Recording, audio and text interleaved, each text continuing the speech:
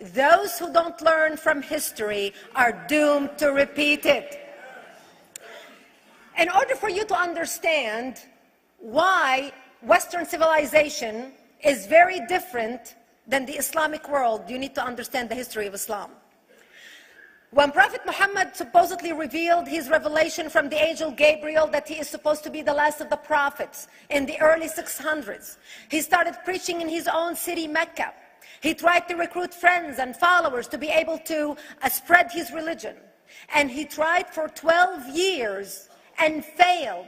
And after 12 years, he was only able to recruit his immediate family and friends. So he decided, if I go to Medina, which was the Jewish hub of Arabia, the business hub where the Jews lived, if I go there and preach my religion to them, if they accept me, that will buy me respect and stature between my own people, and they will accept me. So Prophet Muhammad started borrowing a lot from the Old Testament to make his religion more palpable to the Jews, to make it a lot similar. This is why you see a lot of similarities between Judaism and Islam. For example, Jews don't eat pigs, Muslims don't eat pigs. Jews pray a few times a day, Muslims pray a few times a day. Jews fast on Yom Kippur, Muslims fast on Ramadan. And this is why you started seeing a lot of good writing in the beginning of the Quran when Prophet Muhammad was saying all the good things about the people of the book. He took his message and went to Medina trying to recruit the Jews, talking about the people of the book, talking about how similar the two religions are. When they refused to accept him and follow him as the last of the prophet, that's when he turned against them and started killing them and started expelling them. That's when Islam went from a spiritual movement for the first 12 years of Islam into a political movement cloaked in religion after the year of the Hijrah, after Muhammad went to Medina and the Jews did not accept him. He became a military warrior and declared war on them and started expelling them.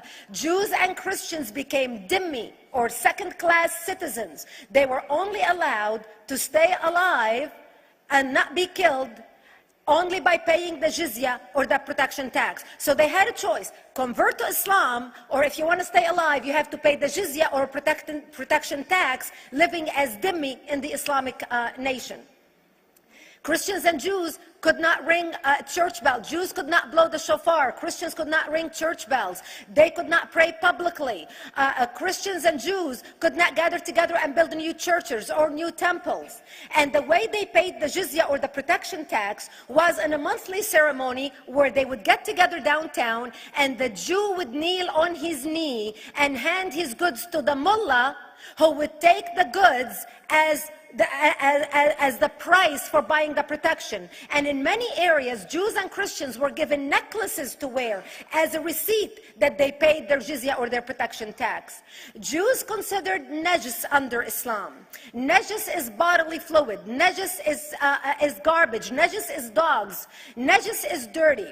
So Christians and Jews were treated as second-class citizens. Islam continued to grow. As Islam grew, more people became dhimmi, or second-class citizens.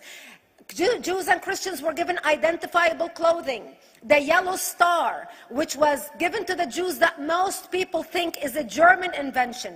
It was actually an Islamic invention in the 9th century in Iraq by the second Khalif al-Mutawakkil of Iraq, who invented the yellow star for the Jews to be identified as they walked down the street.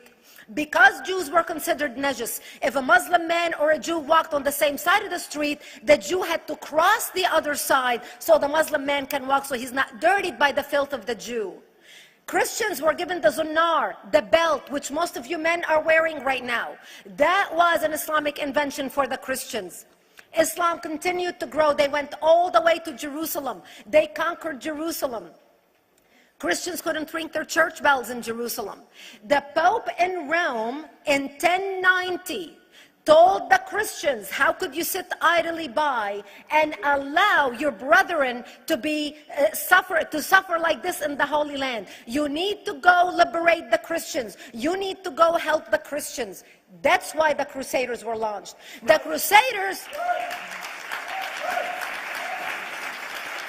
The Crusaders were not launched because they just felt like waking up in the morning and going and converting a bunch of Muslims or beheading them. The Crusaders were launched to liberate Jerusalem. And they were able to liberate Jerusalem for less than 100 years before Salah ad-Din al-Ayyubi, Saladin, took it back, and Jerusalem remained under Islamic control until 1967, when the State of Israel liberated Jerusalem, where Christians, Jews, and Muslims could pray under the same sky.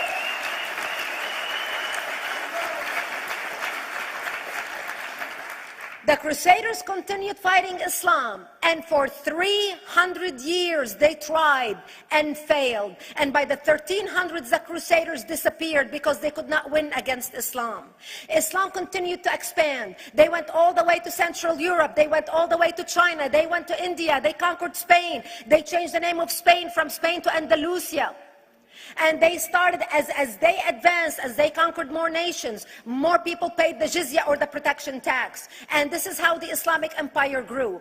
It went all the way until they was stopped at the gates of Vienna on 9/11. 9/11 is not a date that Osama bin Laden just picked out of a hat. 9/11 is a symbolic date in the Islamic calendar. Between the 1600s, Islam had covered more of the earth's surface than the Roman Empire did at its peak. Between the 1600s and the 1800s, the Europeans were experiencing the European Industrial Revolution, where the Europeans were able to invent products on factory lines, where they are able to make money and sell products, which gave them the money to build a strong army in order to fight the Muslims. And that's how they were able to stop them at the gates of Vienna on 9/11.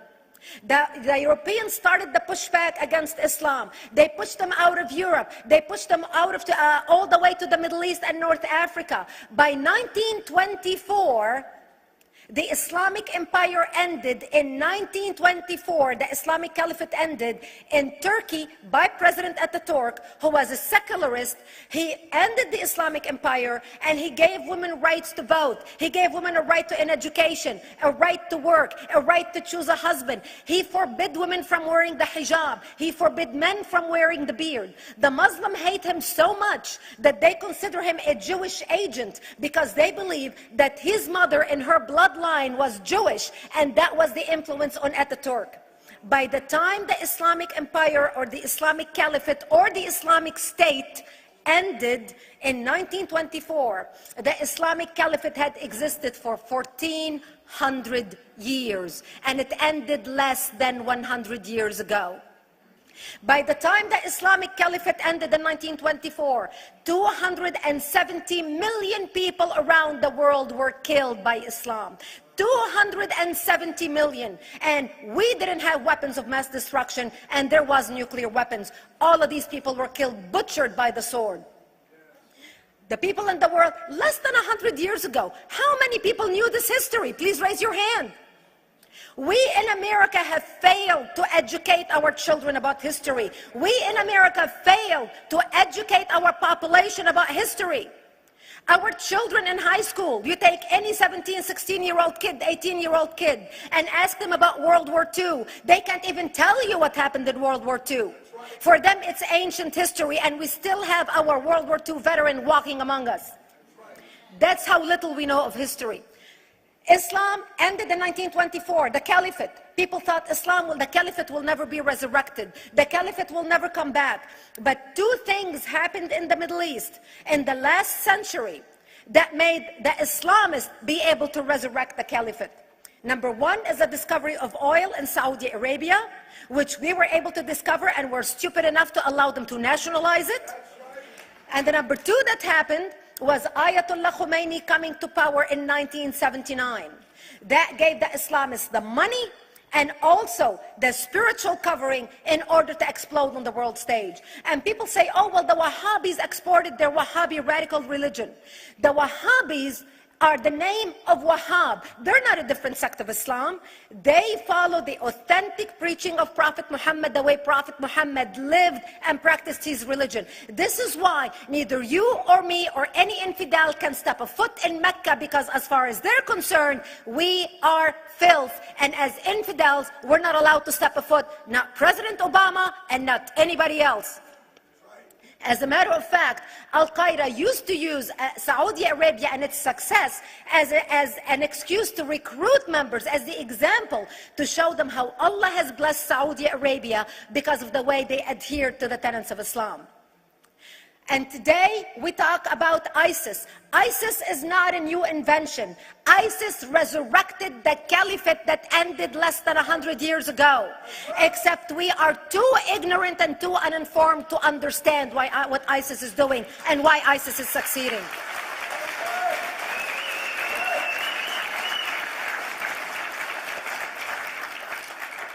Two things you need to understand about Islam and the principles of war in Islam. One is the law of taqiyya, which means lying and deception. It means that a Muslim man can lay his hand on the Quran and swear that he is telling the truth, knowing that he is lying, but also knowing that the Quran will forgive him because he is advancing the cause of Islam. The second thing you need to know about is that the Treaty of Al-Hudaybiyah, which is an Islamic principle of war and a model on how to deceive your enemy when you have to sign peace treaties with your enemy. And it is based on an example by Prophet Muhammad. Prophet Muhammad was attacking the Meccans and their caravans when he was living in Medina.